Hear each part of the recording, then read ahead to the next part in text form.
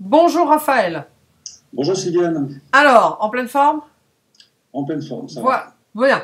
Alors, nous allons commencer cette interview. Tu as un blog sur l'intuition qui s'appelle Intuition et connaissance, mais on va en parler d'ici quelques temps. Alors, je vais te poser quelques questions et tu vas me répondre le mieux possible, enfin pour évidemment aider les lecteurs qui vont visionner après la vidéo. Alors, tu as eu à l'âge de 15 ans un problème, enfin psychologique non et physique aussi, une maladie assez difficile comment dire, une maladie tout simplement difficile pour cet âge-là. Tu avais des TOC, c'est ça, des troubles obsessionnels Compulsif. compulsifs. Voilà. Alors, et puis après, tu es devenu peintre professionnel et tu as vécu de ton art. Bon. Alors, tu as eu beaucoup de succès, hein, un succès, on peut dire même mondial, puisque de nombreuses galeries t'ont exposé. Il y a encore plein de gens dans le monde entier, sûrement, qui ont sur leur mur des tableaux de toi. Alors, je voudrais, première chose, que tu me dises, enfin que tu nous dises, comment tu as survécu, on survit au TOC, mais comment tu es passé d'un problème assez grave quand même, difficile à vivre, surtout à l'adolescence, à un peintre mondialement connu. Voilà. Eh bien, on s'enrichit souvent de ces erreurs de parcours. Les TOC, c'est une maladie assez particulière, puisqu'à l'époque, ce n'était pas très connu. Maintenant, il y a des auteurs, des acteurs qui ont fait des films, qui ont été oscarisés pour ça. Hein. Comme par exemple comme Daniel Day-Lewis, oui. qui a fait un film sur les TOC, oui. Il y a aussi Jack Nicholson, il y en a quelques-uns. Mm-hmm. Alors, c'est très très drôle à voir dans un film. Dans la réalité, c'est quelque chose d'assez horrible, puisque c'est lié forcément à l'angoisse, au mal-être, oui. à une mauvaise estime de soi. Et ça m'est arrivé, moi, à l'âge de 15 ans, jusqu'à plus de 35 ans, je me suis battu avec ça. Ah oui, quand même. Ah oui, c'est vraiment... il n'y a pas de... À l'époque, il n'y avait pas de psychothérapie, il n'y avait pas de médication particulière, à part d'antidépresseurs, genre Prozac, qui font plus de mal que l'inverse. Et j'ai toujours cherché, effectivement, de trouver par moi-même des solutions. Et j'ai rencontré à un moment une femme charmante qui était une psychologue, une sophrothérapeute, exactement. Mm-hmm. Il m'a dit, j'ai pas le temps de m'occuper de toi, je suis débordé, mais tu vas faire quelque chose. Eh bien, tu vas t'allonger dans ton lit ou sur un fauteuil, et puis tu vas penser à des choses agréables, tout en respirant avec le ventre, et tu verras, ça va aller mieux dans quelques minutes. Bon, moi, quelque chose, j'étais un peu curieux de telle chose, je ne connaissais pas. J'ai dit, je vais faire ça. Je me suis allongé, et là, c'était merveilleux. Un moment de grâce, comme je n'avais pas connu depuis des années et des années, pas d'angoisse du tout, car une image de paradis, de quelque chose de très très très doux. Mm-hmm. Et j'ai compris là qu'il y avait peut-être un moyen de se soigner. Mm-hmm. Donc j'ai répété cette opération tous les jours pendant 10 ans. Pendant 10 ans. De 35 ans à 45. Voilà, exactement. Mm-hmm. Tous les jours. Maintenant, je me dis pratiquement plus, je fais autre chose. Mais à l'époque, effectivement, pendant 10 ans, j'ai travaillé beaucoup sur l'énergie cerveau droit. Et ça m'a permis certainement de développer des choses incroyables, des dons particuliers, des nouvelles cordes à mon arc. Au départ, on ne sait pas, hein, c'est quelque chose qu'on ne maîtrise pas, mais quand on va vraiment chercher en soi des telles choses, on remonte des angoisses, des mauvaises choses, mais on remonte aussi de bonnes choses, des énergies très particulières. Et ça m'a permis de comprendre que la vie ne s'arrête pas forcément à ce que l'on croit. Oui. Ça peut aller beaucoup plus loin, et pour ça, il faut rentrer en soi. Il faut aller chercher en soi la solution. La solution, elle n'est pas ailleurs. Elle n'est pas de la part des amis ou des connaissances. La solution, elle vient de soi, elle ne vient pas autrement. Voilà. Mais tu avais quand même déjà un don pour la peinture. Tu faisais de la peinture, indépendamment de tes TOC. Parce que... J'ai commencé la peinture, j'avais 5 ans. À 7 ans, j'étais dans les cours d'adultes. Oui. À 6 ans, FR3 vient dans l'école. Il me dit, qu'est-ce que tu fais plus tard dans mon avis? Je veux être artiste peintre. J'étais déjà très décidé. Et puis à 7 ans, 8 ans, j'ai fait une exposition à l'UNESCO à New York. Je n'étais pas présent, mais tous mes tableaux sont partis là-bas. Et tout a été vendu. À 8 ans? À 8 ans. Là, oui, dis donc, tu étais précoce. J'étais, oui, on peut appeler ça, je ne sais pas si ça sera coupé au montage, mais c'était un surdoué en peinture. Oui. Très très jeune, j'ai montré les applications, des dons particuliers pour cette profession, pour cet art si particulier. Il y a aussi la sculpture, la photographie, le design, l'illustration, enfin tout ce qui compose la création en général. Oui, voilà. C'est-à-dire que tout ce qui est cerveau droit, tu es plutôt branché cerveau droit, mais pas que ça, puisque tu es coach aussi maintenant certifié, donc tu as... Je suis vraiment, oui, je suis vraiment cerveau droit, c'est-à-dire que c'est vraiment, ma vie c'est la création, oui. Telle qu'elle soit. Que ce soit dans l'écriture aujourd'hui, ou la peinture hier, ou la photo, ou le design, c'est lié à la création. Toute ma vie est liée et portée vers la création. Et tout ce qui sort de la création, je ne suis pas très à l'aise. Bon, je prends des cours. Hein, Tu te soignes. Mais effectivement, il n'y a pas comme ça, il n'y a pas que l'imagination, il y a aussi la technique. Oui. L'idéal, c'est d'avoir un point d'équilibre entre l'irrationnel et le rationnel. Parce que là, tu m'as dit donc quand nous avons parlé précédemment que effectivement tu as eu beaucoup de succès, un succès mondial, hein, on peut dire, dans ton art de la peinture, et puis en 2008 tout s'arrête. Bon, la crise effectivement est passée par là. Tu peux nous en dire un peu plus là-dessus? Oui, je travaillais à peu près avec une quarantaine de galeries, dans le monde entier, jusqu'en Chine, au Japon, aux États-Unis, au Canada, même au Moyen-Orient. Hein. Oui. Donc, vers 2005, c'était vraiment l'apothéose. Et puis, en juillet 2008, tout s'est arrêté du jour au lendemain. Enfin, en 3 mois, tous les compteurs sont mis à zéro. Et là, tu ne comprends pas ce qui se passe. Tu dis, mais qu'est-ce que j'ai fait? J'ai appelé mes galeries, non, on ne vend plus rien. La crise est par là. Et les gens, qu'est-ce qu'ils économisent en premier? Ce qui n'est pas utile. Donc, les tableaux, la décoration, les vêtements. Voilà. Donc, ça s'est passé à l'as. Il y a eu 2 ans vraiment très difficiles, puisque les banquiers, quand tu vas mettre l'argent chez eux, ils t'offrent un parapluie, mais dès qu'il pleut, ils te le retirent. Hein. Ah oui, ça, oui. Généralement, c'est comme ça. Voilà, donc c'est vraiment... Puis dans mon métier, il n'y a pas de chômage. Hein. Oui. Oui, tu étais indépendant, quoi. Tu étais artiste indépendant. Oui. Complètement. Donc, quoi faire, que faire? Alors, grâce à ces méditations quotidiennes, j'avais remarqué que j'avais des mains qui étaient capables de beaucoup de choses. Et j'ai une amie qui est magnétiseuse ici en Provence, qui m'a dit, mais tu as le don, tu l'as vraiment, c'est en toi, ça sort de toi, c'est évident. Il faudrait qu'un jour tu viennes me voir, qu'on en parle. Donc, je suis allé un dimanche de Pâques spécifiquement à sa demande, et puis elle m'a passé ses secrets, en fait. Ce sont des secrets oraux, hein, c'est un message ancien. Et qu'est-ce que vous appelez secret, là? Parce que là, je ne sais pas du tout. Donc, pour être magnétiseur, tu dis, il y a des secrets. Il y a des prières, voilà, des prières. Alors, ah oui, des prières, d'accord. On n'y croit pas, mais j'ai pu tester très vite ce don. J'étais dans un colloque en région parisienne. Oui. Et j'ai une amie qui sort de la salle en pleurant, quelqu'un d'assez dur dans la vie. Il dit, j'ai un mal de dos, c'est épouvantable, j'ai une lombalgie, je souffre le martyre depuis 2 jours. Je dis, écoute, assieds-toi, bois un verre d'eau. Quand j'appelle ma main dans ton dos, ça va chauffer, ça va te faire du bien. Bon, tranquille, il se passe une demi-heure. Puis l'emmène à moi, mais qu'est-ce que tu m'as fait? Je dis, quoi, je comprends pas. Écoute, depuis que tu m'as traité, je n'ai plus mal au dos. La douleur est partie, c'est terminé, et j'ai passé une nuit comme jamais. Mais c'est là que je me dis, qu'est-ce qui se passe? Effectivement, j'ai quelque chose. Et puis après, sont un suivi, donc j'ai traité les brûlures, je suis passeur de feu, comme on l'appelle. Oui, les barreurs de feu, c'est ça, tu es barreur de feu. C'est l'humanitisme pur. Hein, oui. Correctif, c'est vraiment ça, barreur de feu. Et l'imago en 3 séances, c'est réglé. Les acnés, bien sûr, les boutons suspects ou bien les problèmes de peau, ça passe très bien avec le magnétisme. Et puis après ça, j'ai voulu m'occuper un peu plus des gens pour aller un peu plus en amont des problèmes. Et j'ai été certifié dans le coaching professionnel pour accompagner des gens de manière globale, beaucoup plus importante. Voilà. Donc, quel rapport entre le magnétisme et la peinture? Il y a tout, en fait. C'est toujours cerveau droit. Hein. Oui, c'est toujours cerveau droit. Toujours créatif, toujours la recherche de l'être, dans la connaissance de soi. Et c'est une projection de son énergie. Sur la peinture, c'est sur un support comme une toile ou une feuille de papier.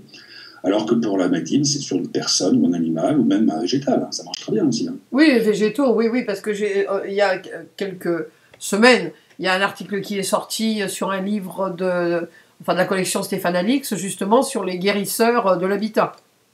Et puis sur les magnétiseurs, tout ça, on en avait fait un autre. Donc moi personnellement j'y crois parce que je l'ai eu personnellement, un grand magnétiseur qui s'appelait Alalouf, Léon Alalouf, qui a soigné ma mère en espace de quelques secondes. Et donc j'y crois vraiment.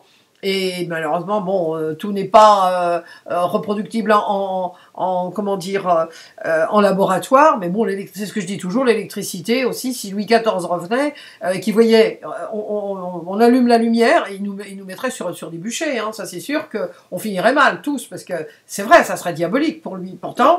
Pourtant, ça marche, hein, ça marche. Vaut mieux pas mettre la main dans l'électricité, enfin dans le courant, mais ça marche quand même.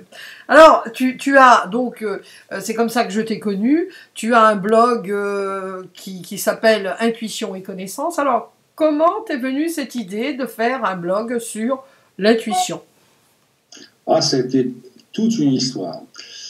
Parce que quand on n'a pas de job et pas d'argent, on se pose énormément de questions, on n'a pas forcément les bonnes réponses. C'est plutôt des moments angoissants qu'on vient de prendre avec la plus grande circonspection. Mais l'intuition était la petite sœur de la radiesthésie, la petite sœur de l'humanitisme. Donc, est-ce qu'il y a un lien là-dedans? Je me suis mis à lire beaucoup d'articles, de revues, de livres sur le sujet. Et les gens me disaient, mais de toute façon, tu vois tout. Tu vois tout, tu sais tout, on ne peut rien me cacher. Ah bon, mais comment ça? Bah écoute, chaque fois tu devines les bonnes choses au bon moment, même voire très en avance par rapport à ce qui va se passer. Bon, j'ai étudié le procédé, j'ai travaillé, et puis l'intuition et les connaissances est née comme ça. Je me suis rendu compte que l'intuition amène à la connaissance, et la connaissance amène à l'intuition. Donc, j'ai décidé de commencer à écrire, déjà pour moi, sans faire de blog, sans uniquement écrire un petit peu au jour le jour, mes impressions, mes idées, mes errances, parce qu'on fait aussi beaucoup d'erreurs au début, hein, il faut se planter pour réussir. Et puis tout doucement, je suis arrivé effectivement quelques années de maîtrise. C'est du 24-24, même la nuit, hein, quand tu rêves, tu es encore en cerveau droit. Et puis les choses sont mises en place progressivement, puis à force d'écrire, à force de faire sortir ce qu'il y a dans ma tête, le mettre sur un papier, et bien les choses s'installent et se placent au fur et à mesure. Et puis on me dit, mais pourquoi tu n'écrirais pas un blog? Pourquoi tu ne ferais pas un blog? Parce que tout ce que tu dis, ça pourrait intéresser énormément de gens. Absolument, il y a plein de gens qui aimeraient savoir comment on fait, est-ce qu'il y a des méthodes pour développer l'intuition, comment toi tu fais, et comment toi, par quelles étapes tu es passé pour arriver à faire ça. Ah ben, tiens, effectivement, ça m'intéresse, transmettre un savoir, partager une connaissance, ça m'intéresse. Et c'est comme ça que j'ai commencé. Et c'est comme ça que tu as commencé et que tu continues. Et que je continue parce que j'ai écrit un article chaque jour. Chaque jour? Ah, bah dis donc, t'es plus courageux que moi, parce que moi j'en écris un par semaine. Bah, au début, je suivais les cours de Christian Godefroy, qui est un grand copywriter mort récemment, et c'était oui, je connais, oui. Voilà, un type formidable, je l'ai rencontré plusieurs fois. Et il m'a dit, il faut que tu écrives 750 mots par jour. Si tu ne fais pas ça, tu ne seras pas écrivain. Tu ne pourras pas écrire. Et maintenant, moi, j'en écris au moins le triple tous les jours. Ça va tout ça. Et ça, oui, ça devient plus simple. Ça devient tout simple, en fait. C'est vraiment... Et comment je trouve mes articles? Je les trouve intuitivement, tout bêtement. Oui. Je n'ai pas besoin de lire ou d'aller chercher de l'info. J'en rêve, l'idée me passe par la tête. Quand j'écris mon article, cette phrase me donne quelque chose. Ah bah tiens, cette phrase-là avec ça peut donner ça. Ça avec ça donner ça. Un peu comme un mind mapping. Et je trouve mes articles comme ça. Toujours la créativité.